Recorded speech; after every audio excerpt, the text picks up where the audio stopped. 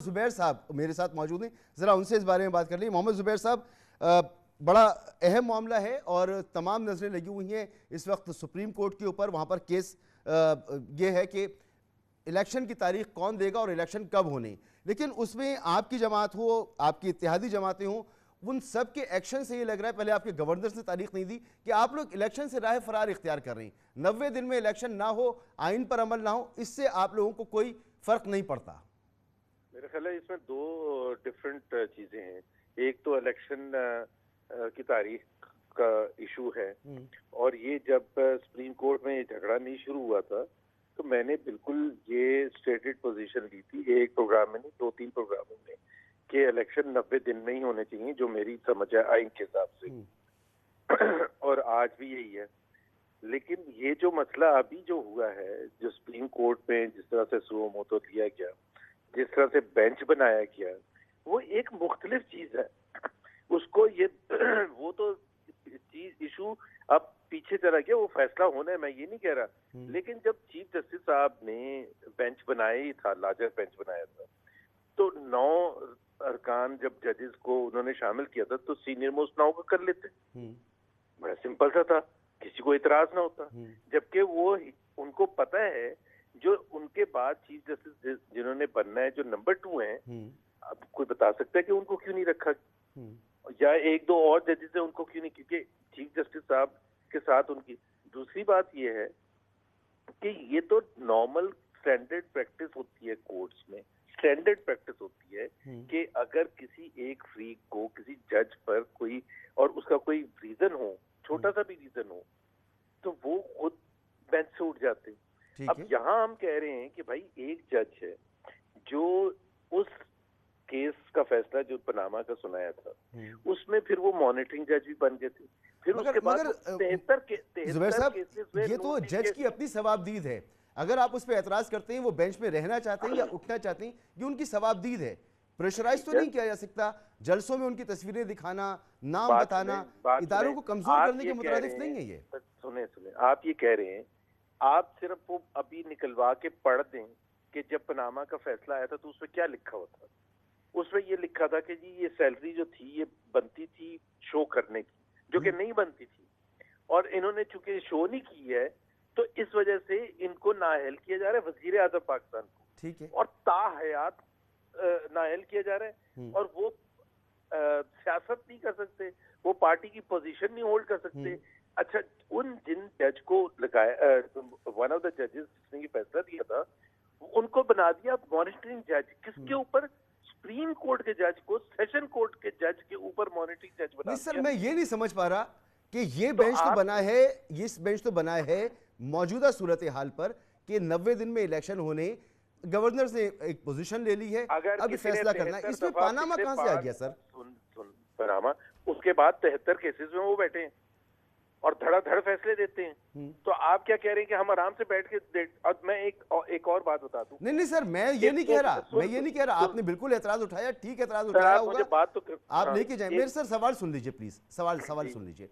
बिल्कुल, आप जो अदालत में कर रहे हैं, तासुर जो ये आ रहा है कि आप तो कह रहे हैं इलेक्शन 90 दिन में होने चाहिए, लेकिन आपके एक्शन से कहीं नहीं लग रहा कि आप 90 दिन में इलेक्शन चाहते हैं, चाहे वो आपके गवर्नर हो, चाहे वो आपकी पार्टीज हो। बात सुने, जब कोई भी केस आता है ना, कोई भी केस आता है, जब कोई कत्ल का भी केस आता है ना, तो उसमें शवाहिद और उसमें FIR 24 घंटे या 48 घंटे में फाइल होनी चाहिए, सारे लवाजमात पूरे करने होते हैं, फिर केस चलता है।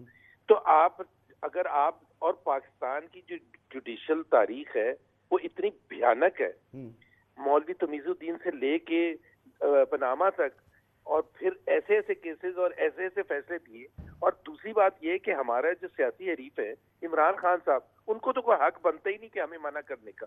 उन्होंने सिटिंग चीफ जस्टिस से ना, इफ्तिखार चौधरी 2013 के इलेक्शन के बाद तो उनके बारे में कहा था बेशरम आदमी। जस्टिस रमदे के बारे में क्या कहा था, सिटिंग सुप्रीम कोर्ट के जज। मगर सर मेरी अर्ज सुन लीजिए कि ये जो मामला है ये एक आईनी फैसला है, एक आइन पर एक फैसला देना है। इसमें आप फरीक कहां से हैं, या इसमें नवाज शरीफ साहब फरीक कहां से आ गए?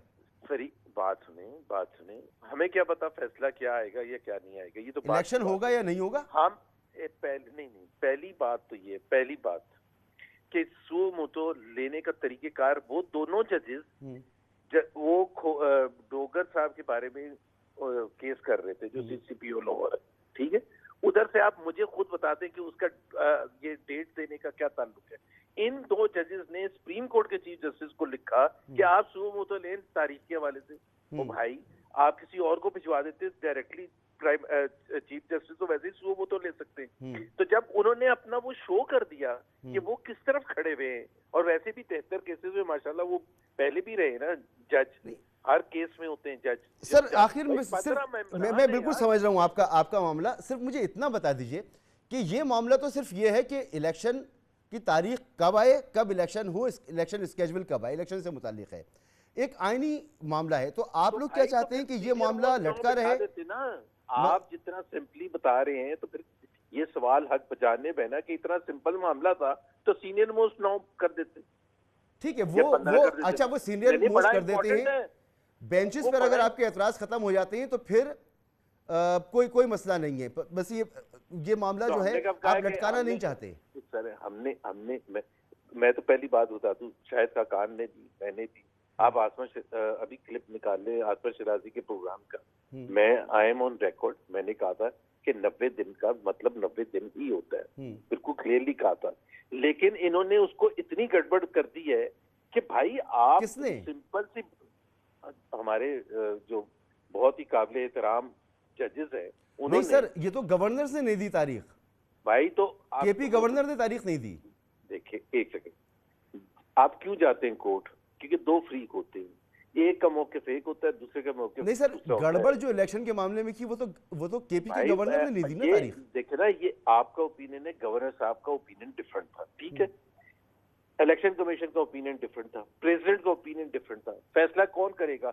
सबसे बड़ी अदालत करेगी। सबसे बड़ी अदालत क्यों कंट्रोवर्शियल बना रही है? सबसे सीनियर मोस्ट नाउ, जब सारी बार एसोसिएशन, तमाम बार एसोसिएशन लिख के दे दिया चीफ जस्टिस को कि जी आप इनको फारिग करें, और आप इतना सीरियस मामला है तो आप सीनियर मोस्ट 9 बिठा दें या 15 के 15 बिठा दें,